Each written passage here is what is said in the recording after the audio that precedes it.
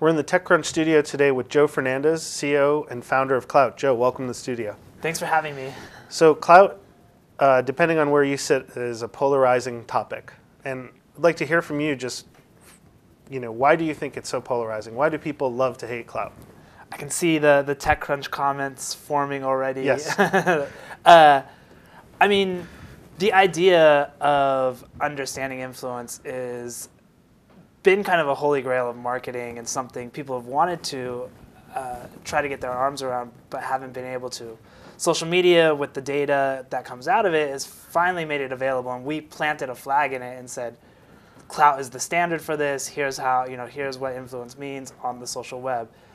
That idea, though, of scoring people is, I get why it's hard and why it is a lightning rod for this kind of controversy. I think the whole web is shifting. The web is shifting from being about pages to being about people. And in this new web, the idea of like a page rank for people and wanting to understand influence and who's saying what and the authority they have is important. The naysayers, we hear it, but it drives us. It drives us to keep improving. We know it's very, very early in this process. We think about this company and this vision and this challenge as a long-term road that we have to go down. So I just stay focused. The team stays focused on proving people wrong and being happy that people care enough to argue. I mean, this is a company that started in my bedroom, so right. Having the world debate what we do is great, and it's going to be a process that we're going to have to go through. So now, what you were just saying, right? Klout is kind of ranking people across different networks, and obviously, whenever you're ranking anything, right, you're going to rile up some passions. Yeah, absolutely. What about like the individual networks or the individual platforms that you're stitching together? They're also probably ranking their own users, right? Whether explicitly or not. Yeah, and I'm sure, and I know from conversations that they have different pieces of that where they're, whether it's for spam detection or search filtering or whatever it might be. So everyone sees the need to understand people in the social web. Right. The advantage we have over any specific network, obviously, is the fact that we can go horizontal and look at data across multiple platforms, and then be ready when whether it's a Pinterest explodes or a Google Plus comes out, and be able to add those signals in and capture influence wherever it exists. So now, obviously, another thing that riles people up, right, is like when you put all that together and you make the theory, and then it boils down into this 2-digit number. Right. Right, and then people go all up in arms. Now, how, and leaving the side of the transparency around the score, aside. Yeah. What do you think it is about the score that either people are misinterpreting, or you're not communicating clearly enough, or what is the confusion around that score? Because I feel like some people think you're trying to measure influence, whereas some people are saying, okay, you're trying to measure online influence, right? And so what are the differences between the two? So we are measuring right now online influence. Barack Obama doesn't have as high of a score as Justin Bieber, because when Bieber shares something, people go crazy. And Obama, people care, obviously, but it's not at the same level, and we can show that through the data. Aspirationally, we want to understand all influence.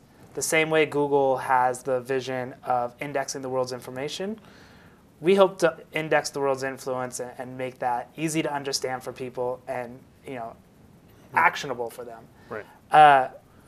We've got a long way to go on that. Sure. And I think the number's a starting point, and it's digestible. And we've focused on that from a consumer standpoint because it's kind of the tip of the iceberg with most of the value below the water. Over time, you'll see more and more of that information that goes into the score surfaced on Klout. Got it. And so what would you say, to someone who says, hey, I don't believe in my Klout score? I use social media, I use these different sites, and I've stitched them together, and I've signed up, and I just don't buy your score. If somebody has that impression, the only thing we can do is show them the data. We let the data speak. That's ground truth for us. We try to understand what their perspective is, and then we'll look at the data and see. what we found is overwhelmingly people do end up supporting the score, and you can see that in the distribution and the partnerships and just user adoption that we've gained. And in having a public score that anyone can look at anybody else's score and pick it apart, you have to be right more than you're wrong. So you're saying you have that added incentive to actually tune that correctly. Absolutely. Like every day, we have to continue to improve. We have to continue to iterate. We have to continue to add new sources, and that's what we do. And I've been doing this now for 4 years, wow. And since the beginning, I've had that question of like, is this right? And we just go day by day and keep improving, and we've got the best metric out there. So now you just about a month and a half ago recently announced new funding, big funding round. Congratulations on that. Let's look at 2012 and question around entertainment broadly, right? Attention is focused heavily during real-time events, whether it's a music awards show or the Academy Awards coming up. Real-time sports events, obviously, right? Twitter almost breaks sometimes, with the surge in activity. No, they held up perfectly during the Super Bowl. Obviously with politics and the election and stuff. How are you guys thinking about those areas and how Klout can potentially, weave itself into any of those areas? I think all of those examples are places Klout can really shine. When you have thousands and millions of messages being created, just over and over every second, basically, the need to be able to find signal in that noise is so critical. And that's where Klout provides, some of the most value it can do.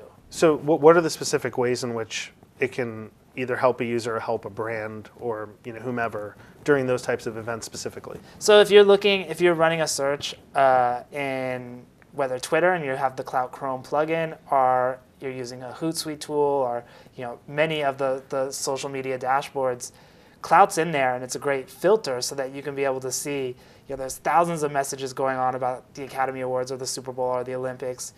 To be able to filter that down a little and find the meaningful conversations is really valuable. A little more interesting to me is some of the things we're doing around politics, where we're actually we're looking at each state and trying to understand who the people are, whether it's about healthcare reform or immigration or whatever the hot topics that are driving that conversation online, and want to surface them to the world. And you'll be seeing that coming more and more through this year. Great. And let's talk a little bit about how you got the idea for the company. I mean, it's a famous story now how you got the domain. Yeah. But how did you, what was the genesis of the idea for you? And then the second question is, when did you realize you were onto something potentially big? So late 2007, I was living in New York, and I had jaw surgery. My jaw was completely wired shut. And during that time, I had to depend on Twitter and Facebook to communicate. Even my mom couldn't understand anything I was saying. And it really changed the way I looked at social media, in that this kind of realization that for the first time, word of mouth was scalable. And even more exciting was the fact that the data was there to understand this. So I was stuck in my apartment with a wired shut jaw and just became obsessed with that idea, and actually started building Klout during that time. It took a long time before it felt like we were getting any traction. In fact, even when I got unwired, I couldn't convince any of my friends to come join me. I had to hire a team in Singapore, and then I offshored myself. I went to Singapore for 4 months and slept in their office and at one of the developers' houses while we built the beta version of Klout. Then it took about a year after that before we raised any money. So it took the last year has been a lot more interesting than the first 2.5 years. But it's been, the last, seeing whether it was Virgin America started giving away plane tickets about their Klout scores, people started putting Klout scores on their resumes, celebrities wanting to know their Klout scores, all these things started happening, and every day there's some new thing that's going on around Klout that, I've done a lot of things that were wrong product anytime, so it's fun now to be in the middle of the right things. We're still figuring out what it all is. But was there any product you worked on before Klout that kind of now looking back you say, oh, that was kind of a strange precursor to Klout?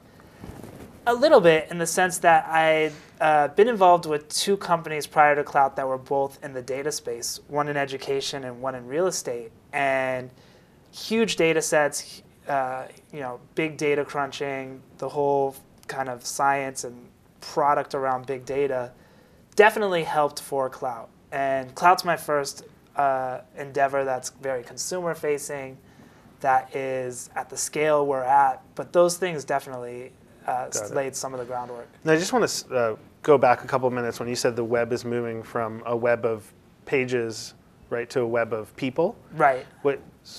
Unpack that for me a little bit. What does that mean to you, and what does that mean to Klout specifically? I mean, if you think about the New York Times frontpage.com, NewYorkTimes.com being one of the most important pages on the web, and now Barack Obama's Twitter account being like one of the most important pages on the web, that's a dramatic shift. And it's painful for industries, for people, for just how we think of communication and how we think of our identity. And there's a lot going on there. And we're in the middle of that. We're in the middle of quantifying what each person is creating on the web, the impact they're having. And it's different than pages where, if you did a search for your page that you created and the results on Google, your page was ranked 3rd or 4th instead of 1st, you weren't like personally offended. But when the score is tied to your face and your name, and you go on Klout and search your name and you don't like the data you see, like, people get upset. And it's just a lot. The intensity of the whole scenario, because it's people focused, is just a level up. Right. And then the final question is just, what is Klout doing where people are trying to game their score, to increase it, or those little things? Do you have filters or, policing states in state to help that? So the way the Klout score works is it's really dependent on how people interact with your content, who interacts with it, what proportion of your content gets interacted with. So by and large, it's really hard to game. Again, it's not like pages. Any one person can create thousands of pages and point them all at each other. A lot harder to do that with people. That said, we do see insincere behavior, people tweeting things or sharing things on Facebook, just kind of like link bait. And we continue every day to evolve the algorithms to capture that and to make sure to reward authentic behavior, authentic signals of influence. And it's going to be a constant battle and a constant iteration. Again, from something that just started in my bedroom, it's great to be building something people care enough to even think about that. Sure. But it fuels the team that challenge, and it's kind of this infinitely complex challenge. Great. Well, Joe, thanks for coming in today, and we'll be watching for 2012. Thank you very much. Yeah.